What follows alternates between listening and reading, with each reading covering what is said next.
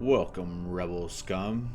Welcome to the Sword and the Ring, a place for all sorts of lore with a special focus on a galaxy far, far away, Alagasia, Hogwarts, and Middle-earth. Today, we begin an episodic look into the celestial bodies across the known galaxy around the time of the Star Wars. I apologize in advance if some of this information is wrong with the updated canon. As I've said in the past, I'm no expert, but this is what was in the Jedi archives I could get my hands on. Anyway, let's get going. Tatooine is a desert planet located in the far reaches of the galaxy known as the Outer Rim. When our journey begins, it is full of scum and villainy. Largely influenced by the Hutt clan, bounty hunters, smugglers, and traffickers set up lucrative operations in Mos Espa and Mos Eisley. A section of the city of Mos Espa was even set aside as a slave quarter, as slavery was still legal and rampant across the planet. However, with the growth of the Empire's influence, most of Mos Espa had been shut down and operations were shifted to Mos Eisley Spaceport. For the majority of the law-abiding citizens across the surface of this desert planet, the only way to make a living was via moisture evaporators. Because of the lack of drinking water on the surface, the only reliable way to have water to live by was by collecting it from the air. This, however, led to many problems with the native population of Tusken Raiders, who held the belief that all water was sacred. They would routinely attack isolated settlements to ward off the expansion of colonists. Also among the native population were the Jawas, who made most of their living at this time as scrap traders with the colonists.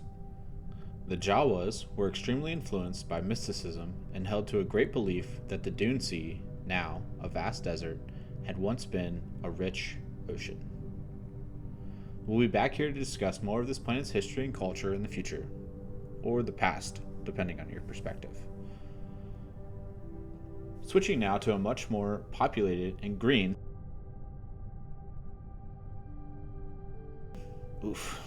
world, we move into the core to Alderaan. Alderaan is covered with mountains, green hills, and vast bodies of water.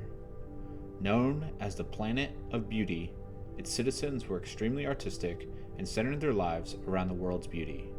The populace built their cities with great care for the natural environment, with the palace of the royal family taking over a millennium to be built and blended with the mountains.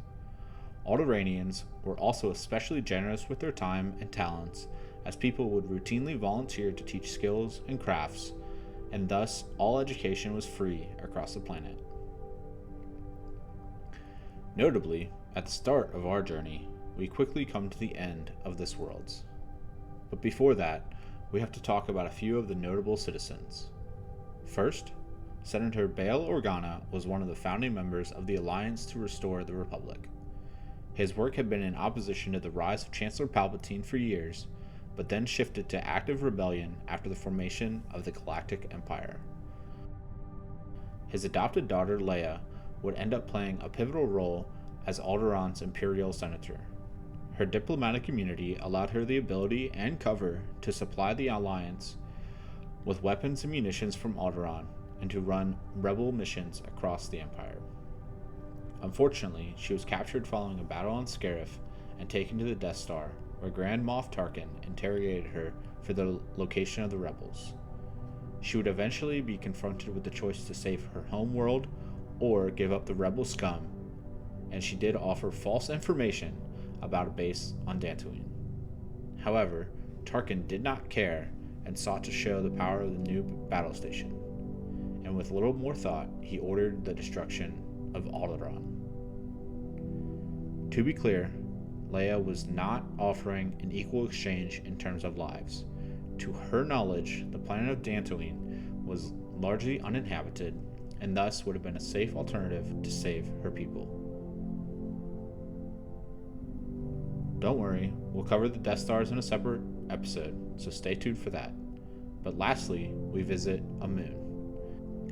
On Yavin 4, the surface was full of jungles and rainforests. Thousands of years before our story, a great temple was constructed on the order of a Sith Lord named Naga Sado. The locals, the Masasi warriors, venerated the Sith Lord as a god. However, they would go extinct millennia before the establishment of the Galactic Empire, and Yavin fell into obscurity. Only a handful of pilots knew of the moon, and among them was Cassian Andor. His decision to rendezvous on the moon after a pivotal mission would have lasting effects on the Alliance, as the stranded rebels would go on to build a base at the Great Temple.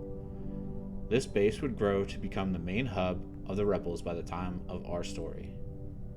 By the time we reach Yavin, the Millennium Falcon has been tracked there, and the Death Star is closing in to wipe out the rebellion and the moon. 30 minutes later, the story changes. Next time, we'll travel to another secret rebel base, a city in the clouds, and a dense swamp jungle. Let me know which other planets or celestial bodies you want to learn about down in the comments. I'll be with you next time on The Sword and the Ring.